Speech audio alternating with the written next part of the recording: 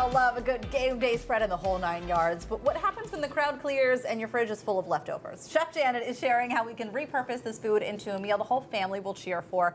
I told you, I'm not a huge fan of leftovers. We try and cook to what we're going to eat. Sure. Because the next day, it's not really my jam. You're going to change that for me today. Yes. Actually, I have a lot of practice because my husband does not like leftovers See? either. Okay, good. So I have to be tricky. We're getting tricky today. All right. So you know how usually on your game day spread, you have the sausage, onions, peppers, and Yes. the hoagie, okay? Before you let the crowd grab it, just maybe grab 3 or 4 of those links. There's always leftover sauce and peppers at the bottom. Yeah. So what we're going to do with that is actually make a baked gnocchi with sausage and peppers and onions, and it's delicious. So we repurpose. First thing you're going to do, preheat your oven, 375. We're going to get some water to a boil that has some salt in it. Now, if you want to start pulling this out, this gnocchi, you can either get it frozen, which I prefer, but it takes a little bit longer, maybe 6 to 8 minutes to boil. If you get it shelf stable in the pasta aisle, it's going to take only 3 minutes to boil, believe it or not. Not very long. Right? Okay, so let me show you this. Oh, wait. After you put that in there, can you put a little bit of oil on there too? Oh, yeah. Coat it so it doesn't stick. So it doesn't stick and get gummy. Okay. Now, this I tried to explain on the radio, and it's really difficult to explain without a visual. So this is how I quickly cut up a pepper. Okay, see how it's up and down. On the right-hand side, we're going to cut down. I'm going to put that cut side up, and then I'm going to go down. So I cut off that white part, turn it around. Oops. Because the white, and I forget what it's called. The pith, yeah. Well, and this part right here can get a little bitter, or is it? Yeah. Yeah, exactly. And then so that way, what we're going to do, I have a little chopper that I like to use. It makes prep work really, really quick, and it's very satisfying. So I will hand that off to you because here we go. This is very nice because there's a lot of different blades that you can get for different sizes. Yeah. And if you get like your eyes get all oniony and stuff. Done. Yes! Isn't that nice? Get up, get some aggression.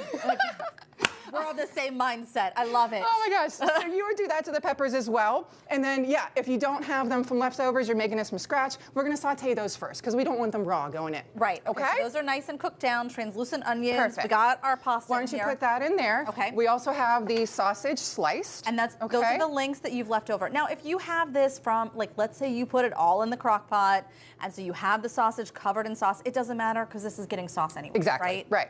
All right. We're going to put this in there, and then I usually make my own sauce, but I wanted to show you my favorite store-bought option, Mids, and apparently we have a little controversy. What's yours favorite?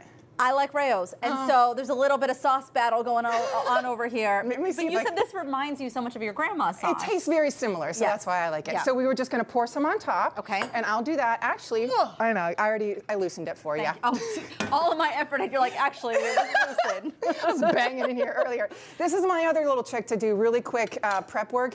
This is a rotary cheese grater, but what's cool is you can also slice potatoes for maybe scallop potatoes. You can grate carrots. Remember how Dr. Natalie was talking about hiding carrots? Well, this would be perfect for that. I've also seen when people are making shepherd's pie that they do this with potatoes. So with it's potatoes? Like, Yep. Oh, I'm sorry, I forgot. I was talking and I forgot the thing. Here we go, the sauce. And then we're just going to sprinkle some of that on top, as well as some Parmesan. I know, isn't that good? What is it? It's just mozzarella. But honestly, whatever cheese you got, just use it. Fat? I don't know. That is delicious. Oh, you know what? Actually, that's a good tip. If you get a block of cheese, it's less expensive and it tastes better and melts better because it doesn't have that anti-caking stuff that they put in shredded cheese to keep it separated.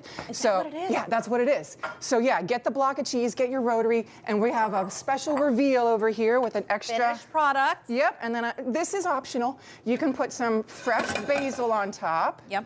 Just to make it pretty, or you could do dried basil, and then we have a scooper here. Let me get you a little bite. So you mentioned we put this in the oven. How long is it going in for? I apologize. Thank you. 20, 25 minutes, just until the top is nice and bubbly. This is great. The other things that I like to do is maybe make, I know, isn't that good? And it's just throw it together. That probably takes, I don't know, maybe 10 minutes before you put it in the oven, then 20 minutes done.